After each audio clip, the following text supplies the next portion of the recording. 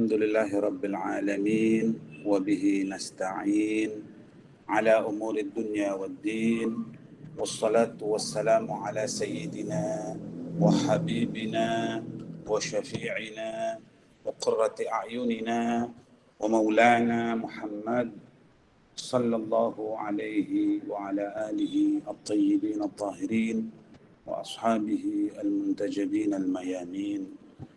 Saudara-saudaraku yang dimuliakan oleh Allah Subhanahu wa taala. Assalamualaikum warahmatullahi taala wabarakatuh. Waalaikumsalam warahmatullahi.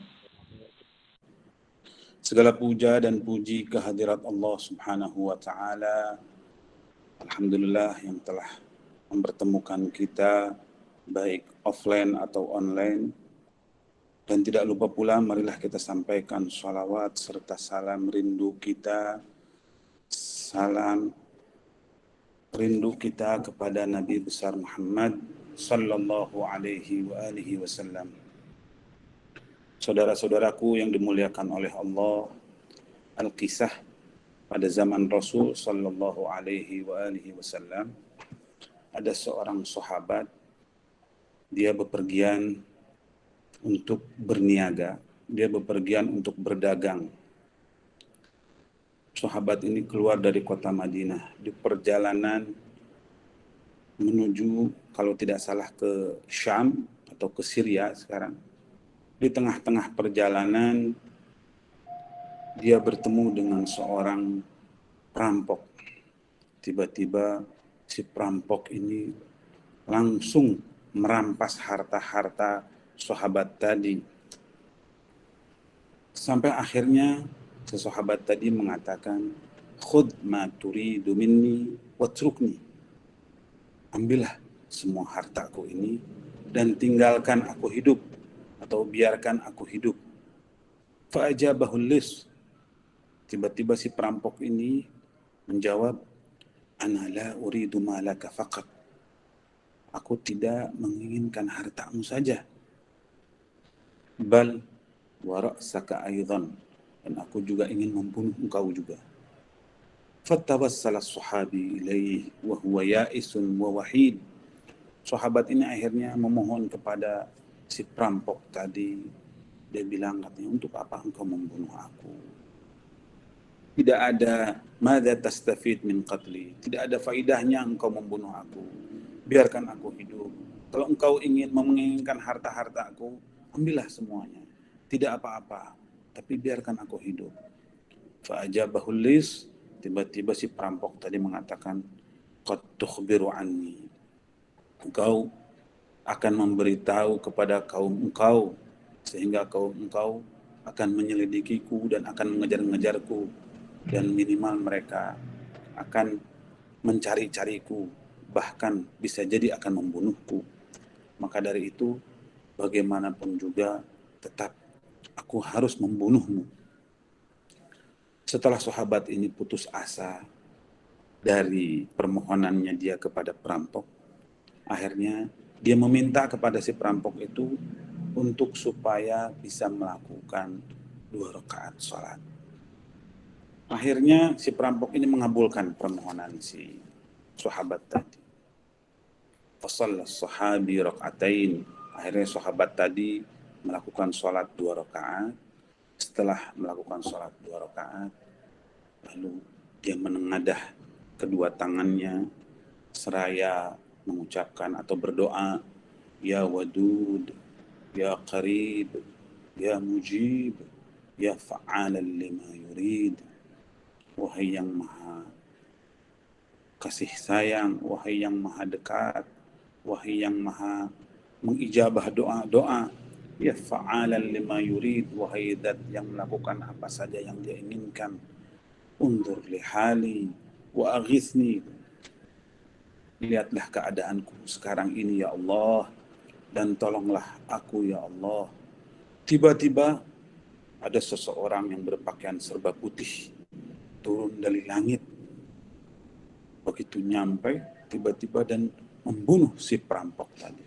Setelah membunuh si perampok tadi, menghampiri sahabat Rasul dan mengatakan, khudh kullama yamlik, ambil hartamu semuanya ini, katanya.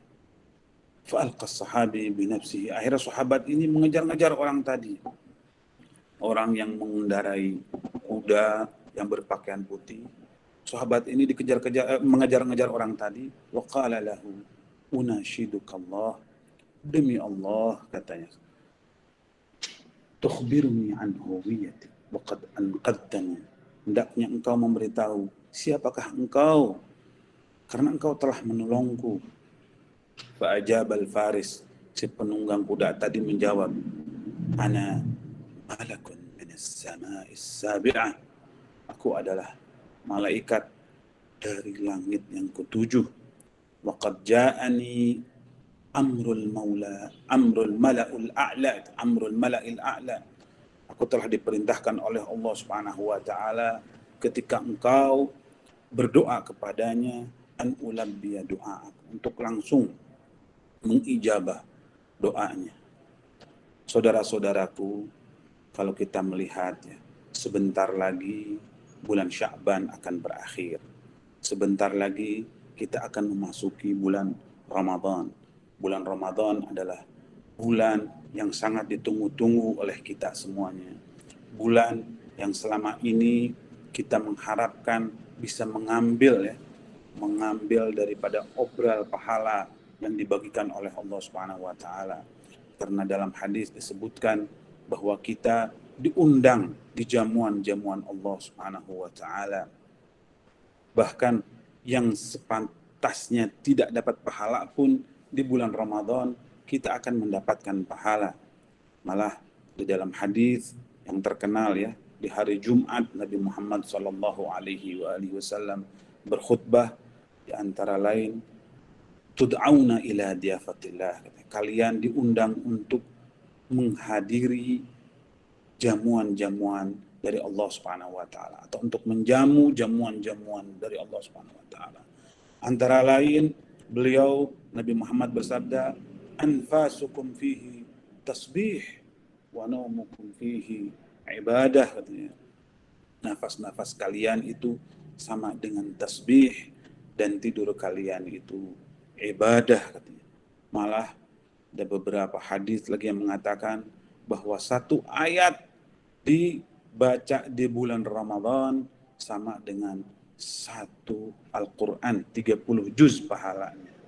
Begitu besar pahala-pahala yang diberikan oleh Allah Subhanahu wa taala kepada kita ya. Makanya jangan sampai kita sia-siakan, karena bulan Ramadan ini adalah bulan kalau boleh saya istilahkan adalah kamar mandi rohani. Kamar mandi rohani, jangan sampai kita keluar dari kamar mandi masih banyak kotoran-kotoran di badan kita. Begitu pula jangan sampai kita keluar dari bulan Ramadan ini masih banyak dosa-dosa yang belum diampuni oleh Allah Subhanahu wa taala, atau masih juga melakukan maksiat kepada Allah Subhanahu wa taala. Kita menginginkan masuk di bulan Ramadan ini, begitu selesai bulan Ramadan, kayaumin waladathu ummuh, seperti baru dilahirkan lagi oleh ibu-ibu kita, dalam keadaan suci, dalam keadaan fitrah. Yuk kita gunakan sampo pemikiran positif, sampo yang tidak selalu suudzon tapi selalu husnudzon kepada Allah, kepada siapapun, kepada teman-teman kita, kepada guru kita, kepada saudara-saudara kita. Dan kita gunakan pasta gigi atau sikat gigi kejujuran, sehingga kita tidak pernah lagi berbohong di bulan Ramadan. Bahkan selesai dari bulan Ramadan ini, kita sudah tidak berbohong lagi, sudah tidak bermaksiat lagi. Dan kita gunakan juga sabun kesehatan rohani ya, sabun kesehatan rohani, yang mana dengan sabun itu dapat menguatkan anggota badan kita untuk selalu beribadah kepada Allah Subhanahu wa taala. Karena hidup kita ini sebetulnya hanyalah untuk ibadah kepada Allah Subhanahu wa taala. Ya Allah, oleh karena itu kita mohon kepada Allah Subhanahu wa taala agar semua waktu kita hanya untuk beribadah kepada Allah. hanya untuk berkhidmah kepada Allah Subhanahu wa taala, hanya untuk melakukan perintah-perintah Allah Subhanahu wa taala dan menjauhi larangan-larangan Allah Subhanahu wa taala. Saudara-saudaraku, saya di sini ingin sekali membahas tentang masalah doa, karena kalau kita melihat ya, Allah Subhanahu wa taala berfirman di surat Al-Baqarah ketika Allah berfirman tentang kewajiban-kewajiban atau wajibnya kita untuk melakukan berpuasa di surat Al-Baqarah, di ayat-ayat perintah berpuasa itu Allah akhiri ayat setelah ayat perintah puasa adalah dengan berdoa kepada Allah Subhanahu wa taala. Wal yu'minu bi la'allahum yarshudun. Wal yu'minu bi la'allahum yarshudun. Jadi setelah Allah Subhanahu wa taala memerintahkan puasa, lalu Allah Subhanahu wa taala memerintahkan kepada kita untuk berdoa atau bercerita tentang masalah doa. Saking pentingnya kita mempergunakan bulan Ramadan ini dengan doa, dengan zikir kepada Allah Subhanahu wa taala, maka Allah pun mengakhiri atau setelah membahas masalah ayat ayat puasa, lalu Allah pun membahas tentang masalah doa. Doa, tadi saya sedikit cerita tentang sahabat Nabi Muhammad sallallahu alaihi wasallam. Ketika beliau ditangkap sama seorang perampok dan akan dibunuh, beliau pun berdoa. Setelah berdoa, tiba-tiba ada malaikat tadi ya yang membunuh si perampok tadi. Akhirnya sahabat tadi pun selesai bepergian, beliau pun pulang ke Madinah dan bertemu dengan Nabi Muhammad sallallahu alaihi wasallam. Dia menceritakan kejadian yang menimpanya ketika di perjalanan menuju Syam atau ketika di perjalanan dalam perdagangannya. Sahabat ini kaget, kok begitu cepat Allah Subhanahu wa taala mengijabah doaku ya Rasulullah, katanya. Dia ceritakan sampai akhirnya Rasulullah pun menjawab. Qala alaihi salatu wassalam, beliau bersabda, laqad da'awtallaha bi asma'ihil husna.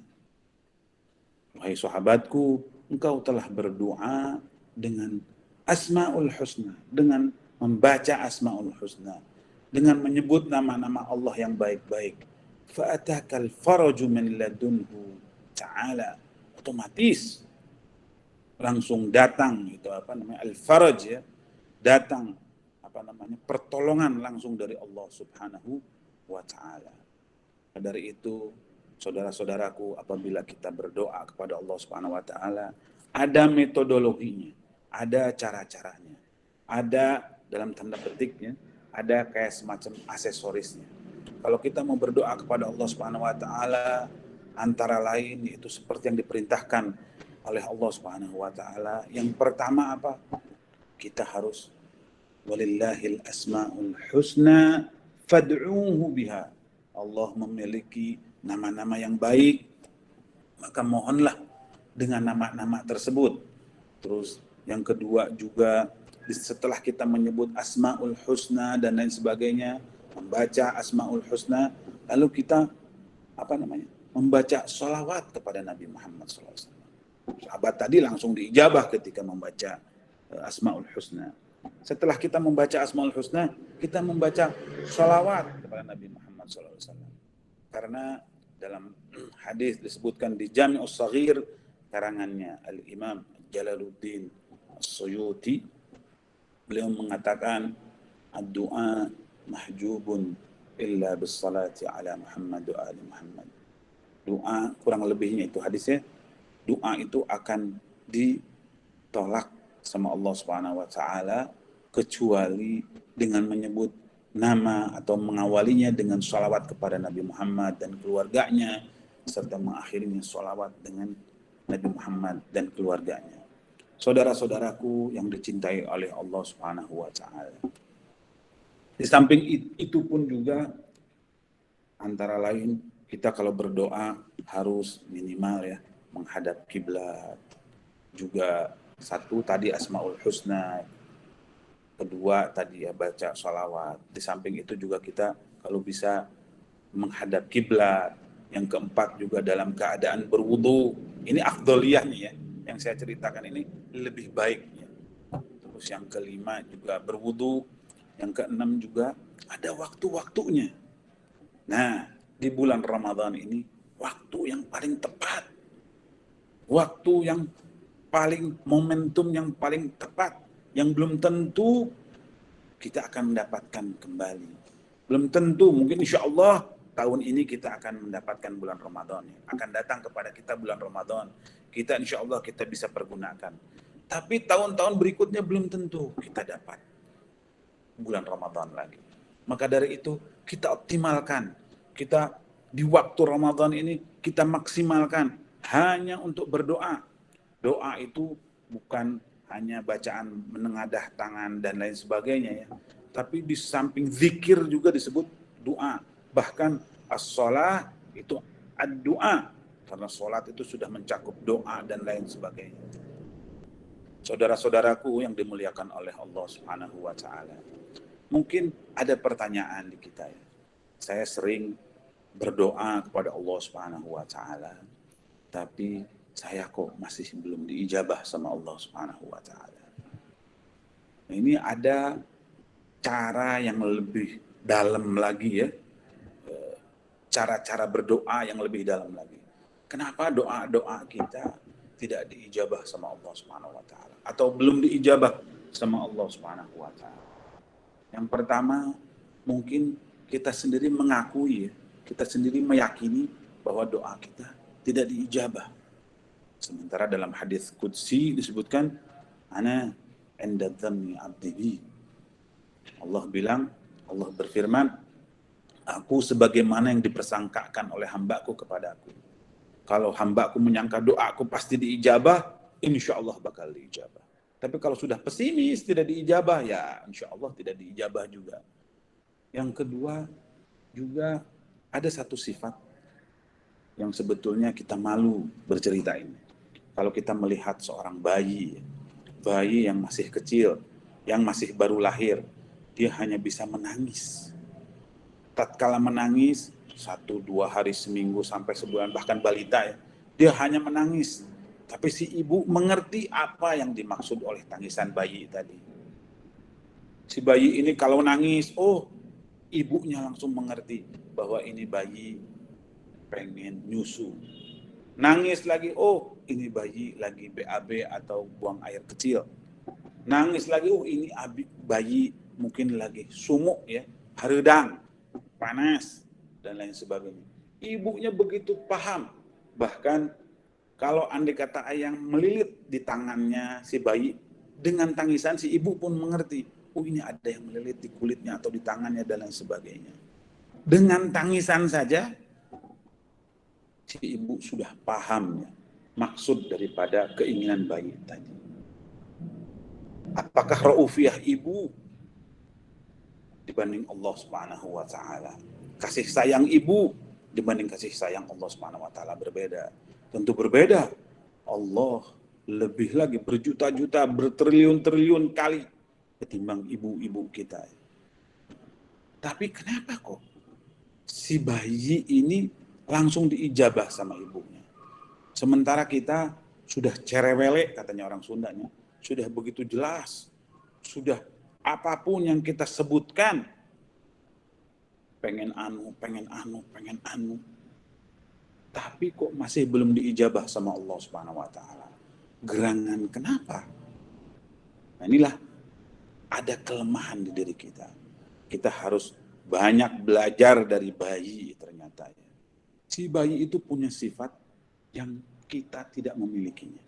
Si bayi ini punya sifat, dia hanya mempercayai kepada ibunya, atau kepada pengasuhnya. Dia hanya mempercayai kepada ibunya. Selain daripada kepada ibunya atau pengasuhnya, dia tidak percaya. Jadi ada yang namanya al-inqita'ut tam, atau bahasa tasawufnya ya, bahasa sufinya, ada kepercayaan yang mutlak hanya kepada ibunya. Sehingga si bayi ini ketika memohon apapun juga, si ibunya langsung mengijabah. Ada kontak batin dengan ibunya.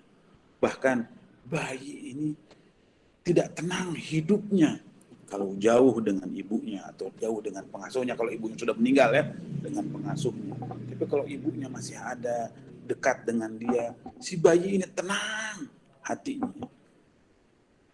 Makanya setiap apapun yang diinginkan oleh bayi dengan bahasa tangisan, si ibu dapat mengerti. Sementara kalau kembali ke diri kita, ya, kita itu tidak mempercayai Allah secara mutlak. Mungkin lisan kita mengatakan seperti itu.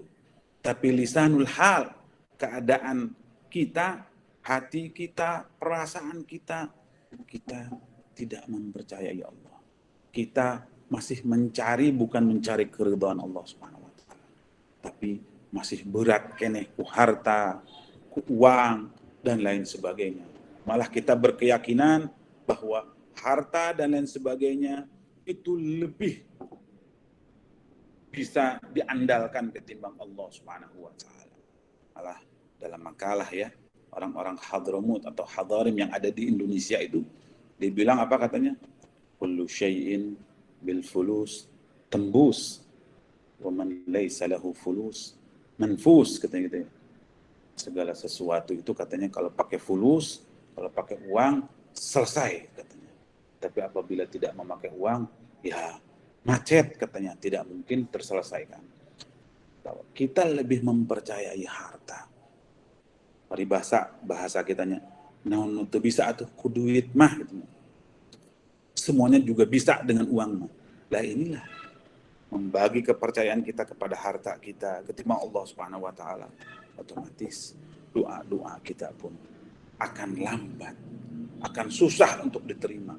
Karena kita lebih mengandalkan kepada uang, mengandalkan kepada harta, mengandalkan kepada si A, si B, si C, dan lain sebagainya ketimbang Allah Subhanahu wa taala. Sementara bayi tadi dia lebih mengandalkan kepada ibunya. Dia merasa tenang hidupnya ketika dekat dengan ibunya. Nah kita ketika datang waktu sholat, kadang-kadang kita berat melakukannya. Ya. Kadang-kadang kita malas melakukannya. Sementara bayi tadi begitu dekat dengan ibunya.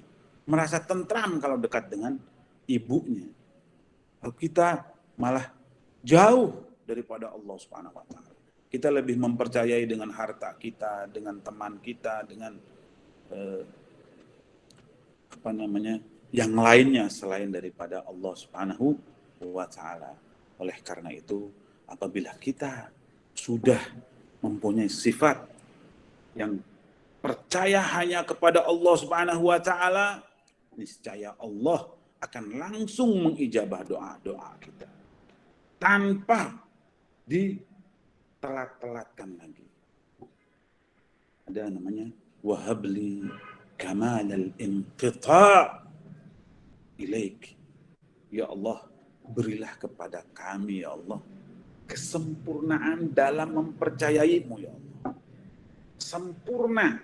Jadi tidak percaya kecuali hanya kepadamu. Dalam doa-doa disebutkan Allahumma rzuqnil yaqina wa husna dhanni bik wa athbit raja'aka fi qalbi. Allah, berilah kami rezeki keyakinan. Allah marzuqnil yaqina wa husnudhan, kehusnudhanan, prasangka baik hanya kepadamu. Wa athbit raja'aka fi qalbi, dan tetapkanlah permohonanku hanya kepadamu ya Allah. Waqta raja'i amman siwak, putuskan harapanku selain daripada kepadamu ya Allah. Waqta raja'i amman siwak hatta la arju ghairak wala athiqa illa bik, gitu. Dalam doa itu, dalam munajat bulan-bulan Ramadan.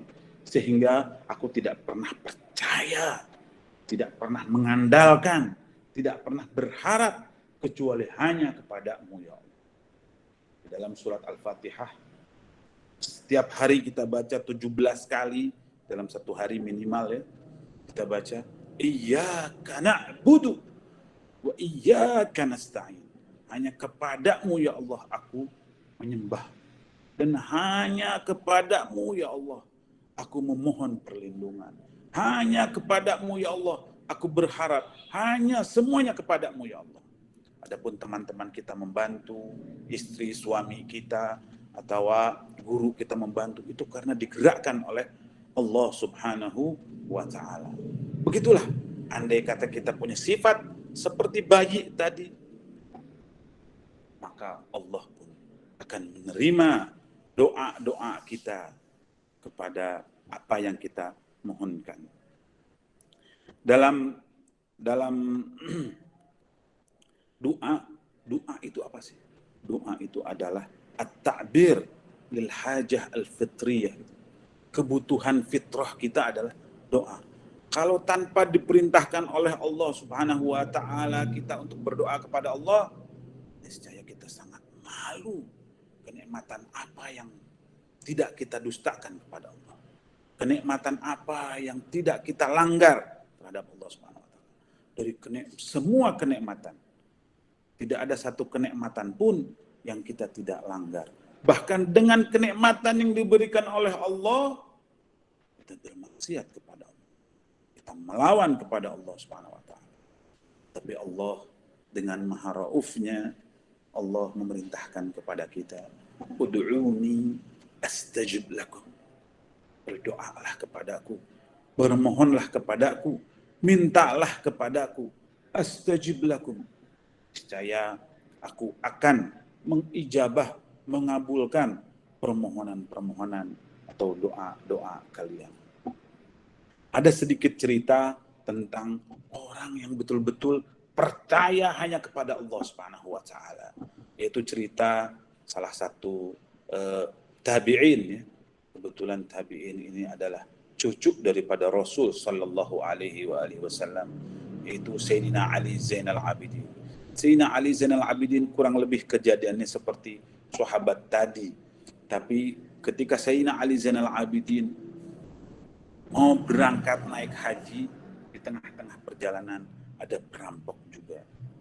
Ketika ditahan sama si perampok tadi dan dirampas sama si perampok tadi, Sayyidina Ali Zainal Abidin mengatakan, "Madza turidu minni ba'd?"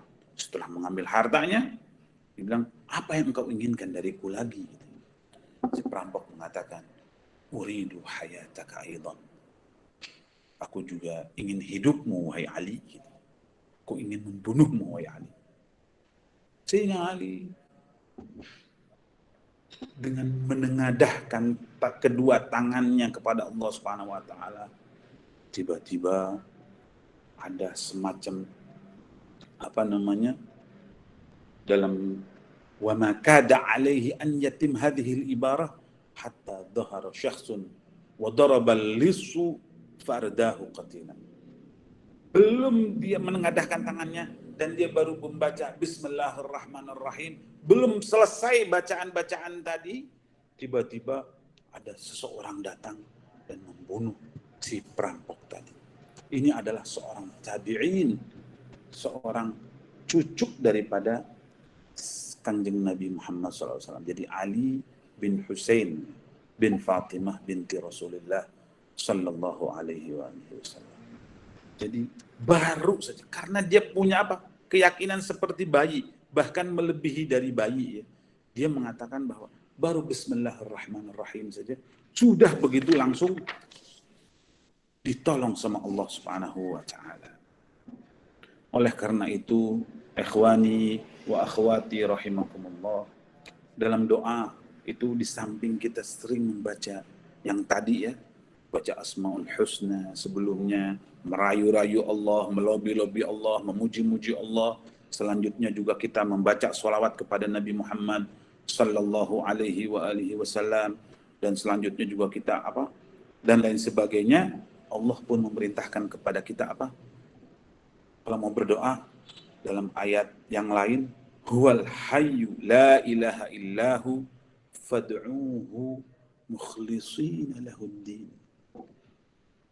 Hendaknya kita berdoa, dialah Allah yang maha hidup, tidak ada Tuhan selainnya, maka berdoalah dengan ikhlas, dengan penuh kebutuhan kita kepada Allah Subhanahu wa Ta'ala.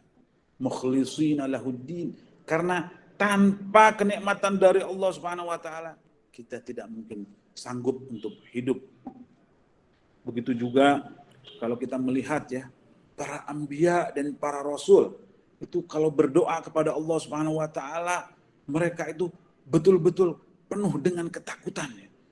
Penuh dengan ketakutan, di samping penuh dengan ketakutan juga penuh dengan harapan kepada Allah Subhanahu wa taala. Dalam ayat disebutkan bahwa para nabi dan para rasul itu innahum yusari'una fil khairat. Mereka itu berlomba-lomba dalam kebaikan katanya. Wa yad'unana raghaban wa rahaba.